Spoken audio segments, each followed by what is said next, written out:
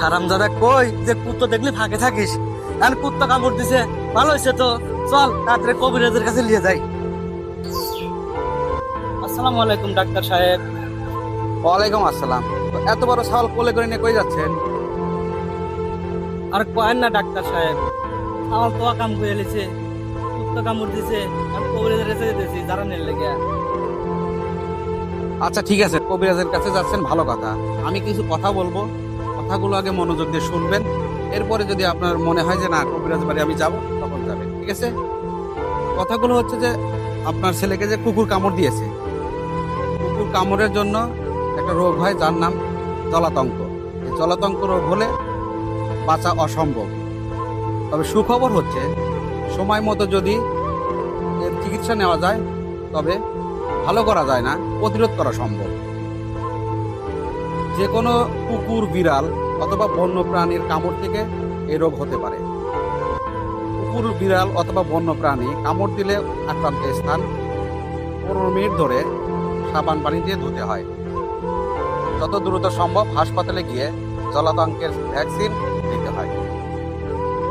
আমাদের মধ্যে অনেকেরই এরকম ধারণা আছে যে আক্রান্ত জায়গায় মরিচের গুঁড়া, ছাই অথবা কবিরাজের ওষুধ লাগালে ভালো হয়ে যায়।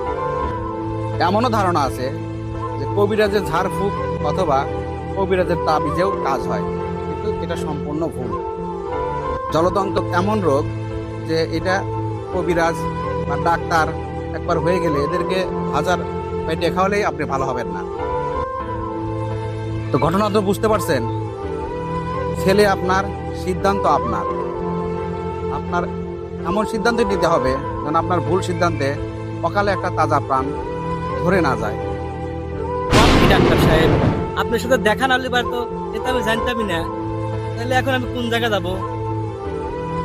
আপনি এখনই দেরি না করে আপনার উপজেলা হেলথ কমপ্লেক্সে যান। সেখানে কর্তব্যরত ডাক্তার আপনাকে কি করতে হবে, কি চিকিৎসা দিতে হবে সেটা দিয়ে দেবে।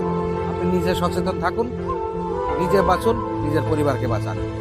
আপনাকে বোঝার জন্য আপনাকে অসংখ্য ধন্যবাদ। আর কোথা যে হাসপাতাল সাজাতে চলে যান। ধন্যবাদ ভাই।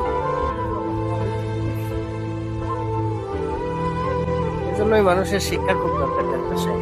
দেখছেন তো কি ভুল করতে নিছিল।